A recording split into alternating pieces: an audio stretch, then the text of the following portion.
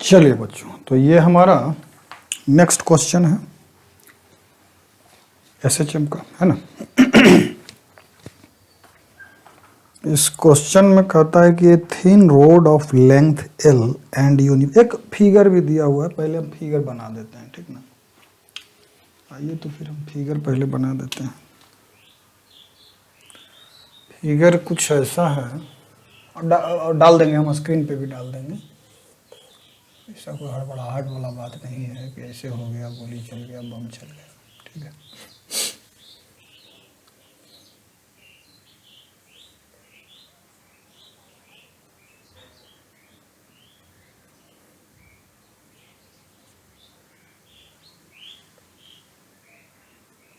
ठीक है, इसमें एक फ्लूइड है, क्वेश्चन पढ़ते हैं, सब क्लियर हो जाएगा, ठीक है। चलिए, कहता है कि ये thin rod of length L, ये जो रोड है इसका लेंथ कितना है, L, and uniform cross section is pivoted at its lowest point P, यहाँ पे इसको पाइवोट कर दिया गया, ठीक है। Inside a stationary homogeneous and non viscous liquid, ये फिगर दिया हुआ है। The rod is free to rotate in a vertical plane about a horizontal axis passing through P, ठीक है। The density d1 of the material of the road, d1 ये जो rod है इसके मटेरियल का डेंसिटी है, material of the rod is smaller than the density d2 of the liquid, ये है लिक्विड इस कंटेनर में भरा हुआ, उसका डेंसिटी d2 है। The rod is displaced by a small angle theta from its equilibrium. अब देखो, इसको डिस्प्लेस्ड जो एंगुलर डिस्प्लेसमेंट दे सकते हैं, या तो ये ऐसे देंगे या ऐसे देंगे, है ना, क्योंकि यहाँ तो ये पॉइंट फिक्स है, फिक्स नहीं है, मतलब इसके about rotate, free to rotate है इसके अबाउट, लेकिन ये पॉइंट, ये इधर ऐसे, ये पॉइंट मूव नहीं करेगा, सीधा समझो ना, ये वाला पॉइंट मूव नहीं करेगा।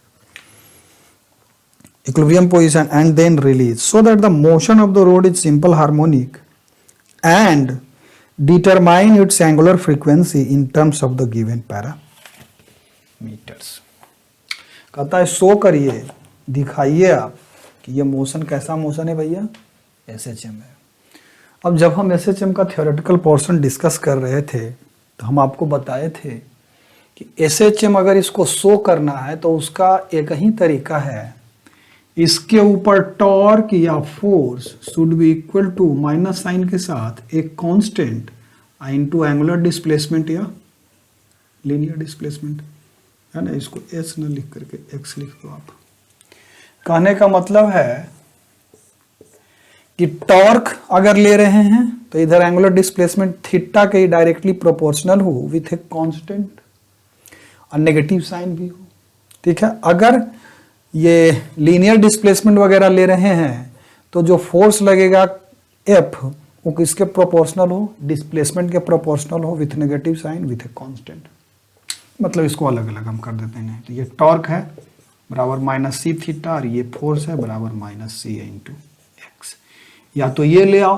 तो यहाँ देखो एंगुलर डिस्प्लेसमेंट हो रहा है तो हम टॉर्क कैलकुलेट करेंगे, नेट टॉर्क, जब इसको थीटा से डिस्प्लेस कर दिया गया है, और हम दिखा देंगे कि इस पे जो लग रहा टॉर्क है वो किसके प्रोपोर्शनल है, एंगुलर डिस्प्लेसमेंट के प्रोपोर्शनल है। तो हम क्या साबित कर देंगे कि ये जो मोशन है कैसा मोशन है भाई, एसएचएम है। क्लियर है मामला। चलिए, तो यही हम करते हैं। अब देखिए, सबसे पहला सवाल उठता है कि क्या हम इसको जब थोड़ा सा एंगुलर डिस्प्लेसमेंट देंगे इस रोड को तो क्या ये एसएचएम करेगा, बात है। तो एसएचएम करेगा कि नहीं करेगा, इसको चेक करने के लिए हम लोग क्या करते हैं, चलो इसको थोड़ा सा एंगुलर डिस्प्लेसमेंट दे देते हैं, है ना। ये हमारा रोड है, क्लियर, यहां फिक्स है, ये हमारा, ये हमने इसको एंगुलर डिस्प्लेसमेंट दे दिया, इस रोड का लेंथ एल दिया हुआ है, मास कुछ भी मान लो आप, एम मान लो, कुछ भी मानना है एम मान लो, चलो क्लियर। अब जब हम इसको एंगुलर डिस्प्लेसमेंट सर्टेन अमाउंट से दिए तो ये एसएचएम परफॉर्म करेगा क्या, बात समझ में आ रही है।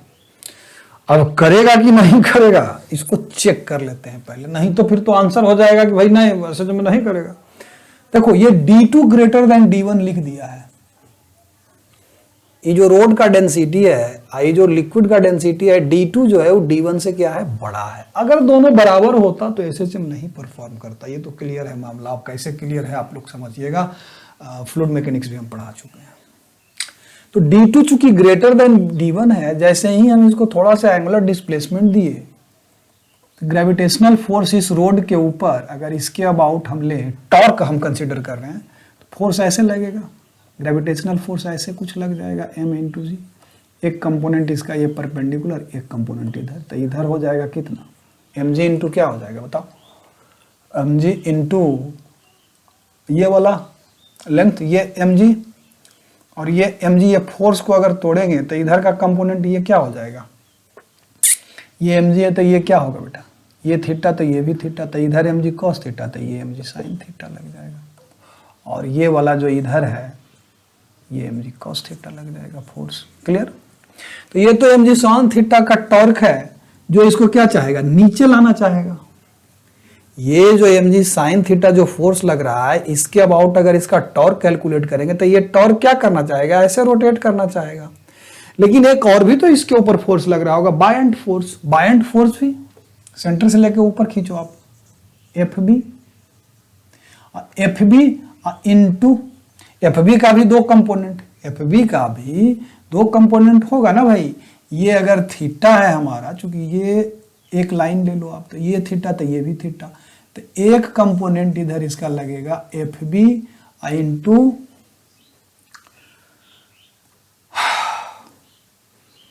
टॉर्क का, अगर फोर्स का कंपोनेंट ले तो एफ बी कॉस थीटा हो जाएगा इधर, एक इधर लग जाएगा F B sine theta. Clear है मामला? देखो एक फोर्स ये लग रहा है, एक फोर्स ये लग रहा है, ये एम जी साइन थीटा है जबकि ये एफ बी कॉस थीटा है। अब देखो एफ बी बराबर क्या होता है, याद करो, F B is equal to जो होगा वेट ऑफ डिस्प्लेस्ड फ्लूइड के बराबर। तो ये रोड कितना वेट डिस्प्लेस करेगा फ्लूइड का, तो क्या करेंगे, इस रोड का वॉल्यूम इंटू इसका डेंसिटी, मास हो गया वो, और इंटू जी से मल्टीप्लाई कर देंगे। तो रोड का जो वॉल्यूम हो जाएगा, अगर लेंथ हम एल लें तो एल और क्रॉस सेक्शनल एरिया अगर ए ले लें तो ये वॉल्यूम हो गया, और इंटू ये डेंसिटी से D1 से मल्टीप्लाई कर दें तो ये मास हो गया हमारा, और इंटू जी से अगर मल्टीप्लाई कर दें तो ये ग्रेविटेशनल फोर्स हो गया। सॉरी, ग्रेविटेशनल फोर्स नहीं, ये हमारा बायंट फोर्स हो गया। ठीक है, कंफ्यूज नहीं करना है, ये हम डिस्प्लेस्ड फ्लूइड का वेट कैलकुलेट किए हैं ये। ठीक है, इतना फोर्स लगेगा। क्लियर? अब यहाँ L है, A है, और यहाँ है वो M अननोन ले लिए हैं, तो M को तो हम कैलकुलेट कर ही सकते हैं, LA इंटू D1। क्लियर है? क्लियर है मामला? सेट है।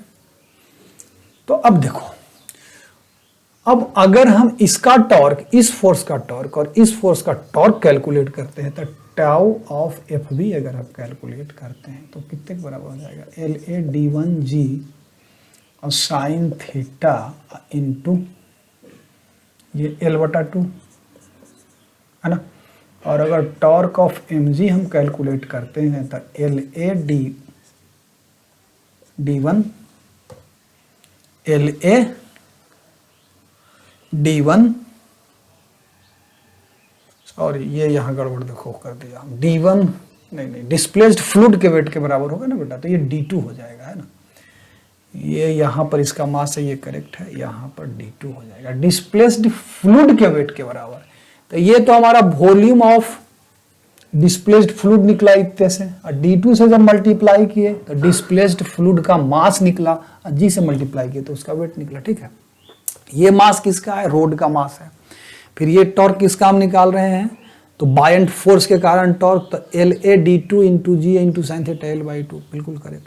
अब यहाँ ये एम जी का अगर इसका टॉर्क निकालें तो L A D one into G into sine theta into L बटा टू, एल बटा टू। अब देखो L A G sine theta L by two, बाकी सारा चीज तो सेम है, लेकिन देखो तो यहाँ डी टू और डी वन में अंतर आ गया, D two is greater than D one, यानी कि एफ बी का जो टॉर्क होगा, बायंट फोर्स के कारण जो टॉर्क होगा, mg के कारण टॉर्क से क्या होगा, ज़्यादा होगा, यानी कि इसका जो टेंडेंसी होगा अब इधर मूव करने का, ये वर्टिकल होने का, तो ये SHM तो परफॉर्म करेगा। और चूंकि यहाँ पर करके छोड़े हैं तो यहाँ आने के बाद इसका जो एंगुलर वेलोसिटी होगा वो जीरो नहीं होगा, यहाँ सर्टेन एंगुलर वेलोसिटी होगा, तो ये फिर इधर जाएगा, फिर इधर जाएगा, फिर इधर जाएगा, यानी कि SHM करेगा।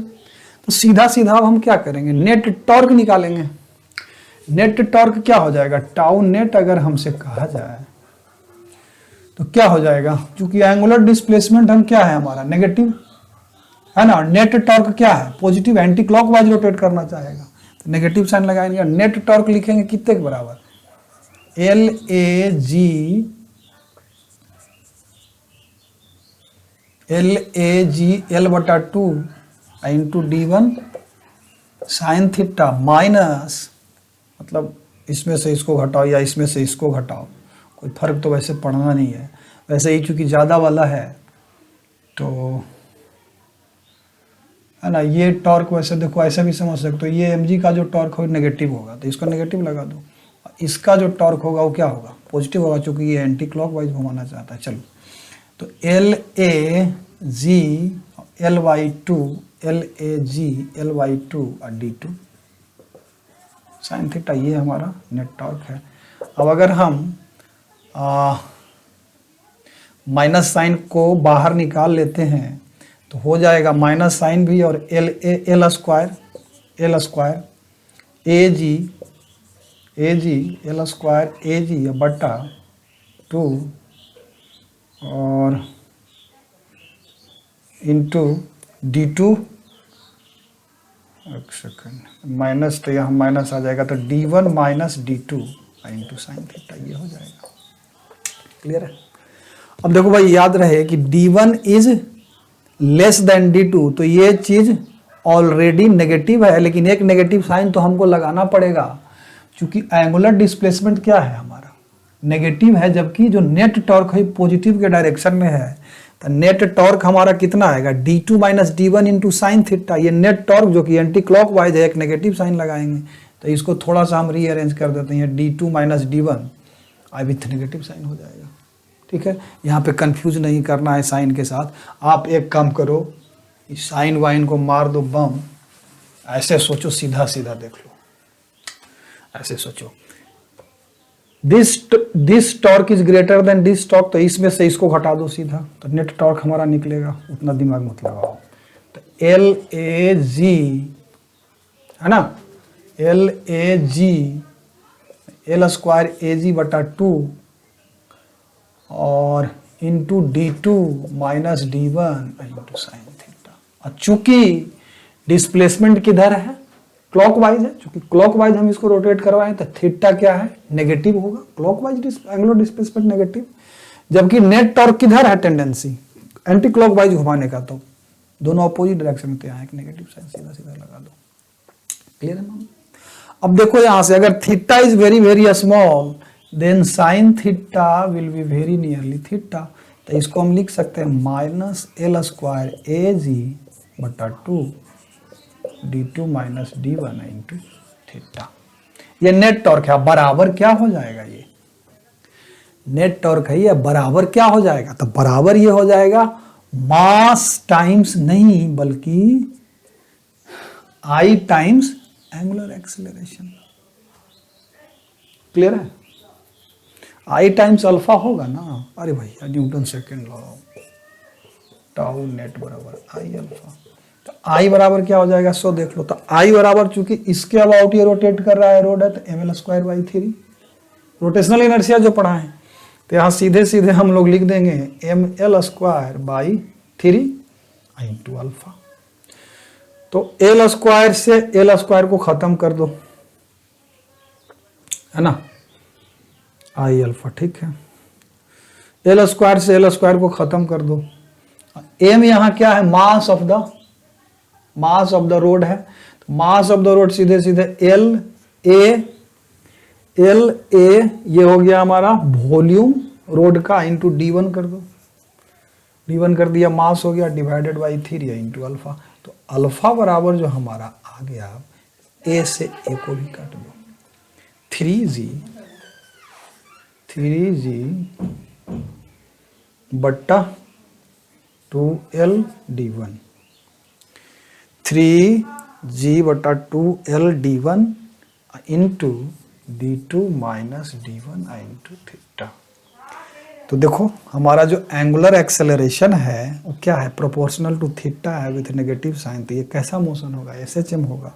और सीधा सीधा बताए थे कि ये जो कांस्टेंट टर्म है इसको ओमेगा स्क्वायर के बराबर कर दो, तो हो जाएगा 3g into d2 minus d1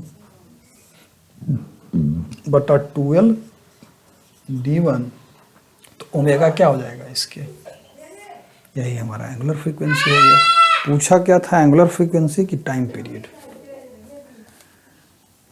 हाँ, angular frequency in terms of given parameters. तो गिवन पैरामीटर्स लेंथ l है और g तो है ही है, d1 d2 है ही है पता, l d1 d2 g। हाँ, तो यही हो जाएगा, ये हमारा एंगुलर फ्रीक्वेंसी हो गया।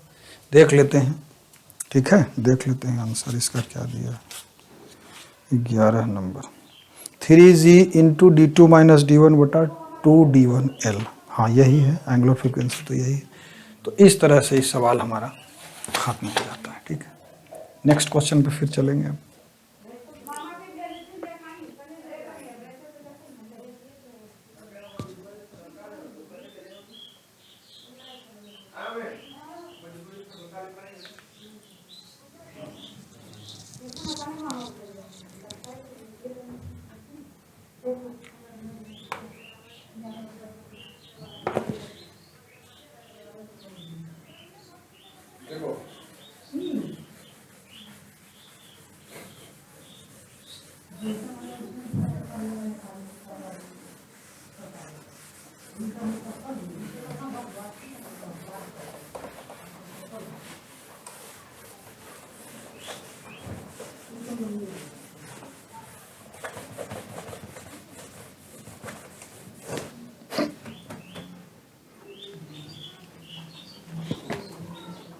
प्रिंसिपल था।